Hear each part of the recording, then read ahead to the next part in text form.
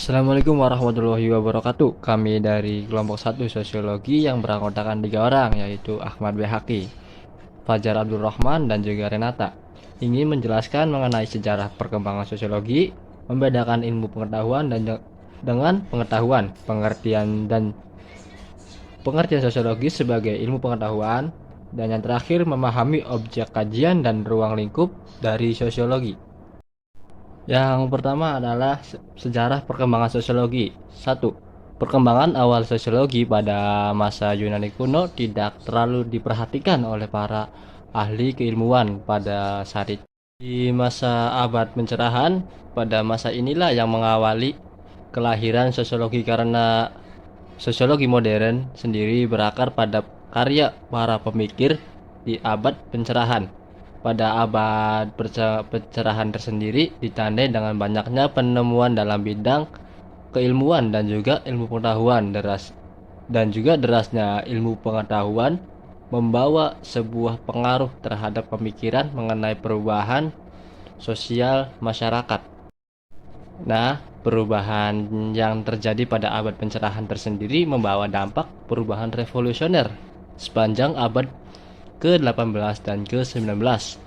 Perubahan struktur masyarakat dari yang lama diubah ke yang menjadi yang baru. Yang paling mempengaruhi dalam bidang sosial adalah revolusi industri dan revolusi Prancis. Revolusi industri pertama kali terjadi pada abad ke-18 di Inggris atau pada tahun 1760 sampai dengan 1840, yang mana revolusi industri tersebut berdampak besar pada kehidupan sosial, ekonomi, dan juga budaya dunia. Revolusi ini menyebabkan perkembangan besar-besaran yang terjadi pada aspek kehidupan manusia. Selanjutnya adalah Revolusi Prancis. Revolusi Prancis sendiri terjadi pada tahun 1789 sampai 1799. Terjadi karena keinginan untuk menghapuskan sistem monarki di Prancis oleh para kaum demokrat, yang mana mewakili rakyat jelata yang mengalami penderitaan di bawah monarki. Faktor dari terjadinya revolusi Prancis itu sendiri adalah karena ketidakpuasan akan sistem pemerintahan yang terjadi pada Prancis di masa itu. Banyak rakyat yang menderita dan sebagainya menjadi salah satu pemicu terjadinya revolusi Prancis. Faktor lain dari penyebab terjadinya revolusi Prancis antara lain yaitu faktor ekonomi, lemahnya kepemimpinan raja, gaya hidup istana yang mewah dan tidak memikirkan rakyatnya, serta pengaruh dari revolusi lain yang menjadikan revolusi Prancis ini terjadi.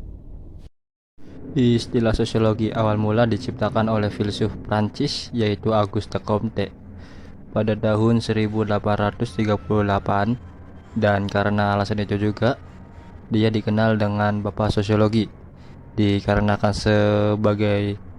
sebagai ilmu positif tentang masyarakat. Dan dalam pemahaman tersebut, Comte berharap orang bisa membangun masa depan yang lebih baik, yaitu membedakan ilmu pengetahuan dengan pengetahuan. Yang pertama itu ilmu pengetahuan adalah kumpulan pengetahuan yang telah teruji kebenarannya dan disusun dengan sistematis berdasarkan metode ilmiah. Dan sedangkan pengetahuan adalah fakta, kebenaran, atau informasi yang diperoleh melalui pengalaman atau introspeksi. Dan yang ketiga adalah pengertian sosiologi sebagai ilmu pengetahuan. Sosiologi bersifat empiris, artinya sosiologi hanya menggunakan akal sehat melakukan kajian tentang masyarakat melalui hasil observasi. Sosiologi bersifat teoritis, yang berarti menyusun abstraksi dari hasil-hasil observasi yang telah dilakukan yang disusun secara logis. Sosiologi yang bersifat kumulatif, yaitu sosiologi terbentuk berdasarkan teori-teori yang sudah ada dan diperbarui atau disempurnakan kembali. Dan yang terakhir adalah sosiologi bersifat non-etis, yaitu menjelaskan fakta-fakta, analisis tanpa mencari baik atau buruknya suatu fakta itu. Dan yang terakhir yaitu memahami objek kajian dan ruang lingkup sosiologi. Yang pertama adalah objek kajian. Objek kajian sosiologi sendiri adalah sebuah interaksi sosial antara individu dengan individu, individu dengan kelompok, kelompok dengan individu, dan kelompok dengan masyarakat. Serta ruang lingkup sosiologi berada pada masyarakat itu sendiri, seperti sebuah peran individu pada keluarga, pada kelompok, dan masyarakat. Segitu saja pemateri dari kami kelompok 1. Kurang lebihnya mohon maaf jika ada salah kata ataupun tidak jelas, mohon dimaafkan. Kurang lebihnya mohon maaf. Wassalamualaikum warahmatullahi wabarakatuh.